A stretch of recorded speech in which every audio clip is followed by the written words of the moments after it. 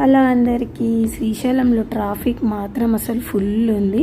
మేము early morning 3:30కి పాతాళ గంగలోకి స్నానం చేద్దామని వెళ్ళినాము. రూమ్ కానుంచి పాతాళ గంగకి 2 కిలోమీటర్ల దూరంలో ఉంది. కాళ్ళు వేస్తుంటే అసలు ముంగడు కోతలేవు, అసలు ఈడ్చుకోపోయినట్టు అవుతున్నాయి. మెట్లు కూడా మస్తు పెద్దగా క్రాస్గా ఉన్నాయి. ఫైనలీ పాతాళ గంగకి చేరుకున్నాము. మా పిల్లలందరూ స్నానం చేసుకున్న తర్వాత మేము స్నానాలు చేసుకొని, ఆ స్నానాలు కంప్లీట్ అయిన తర్వాత అక్కడ మనము నదిలో దీపాలు వదలడానికి మనకు అన్నీ అమ్ముతారు. అక్కడ తీసుకొని పసుపు కుంకుమ పెట్టి దీపాలు వెలిగించి అమ్మవారికి కొబ్బరికాయ కొట్టి దీపాలని మేము నదిలో వదిలాము.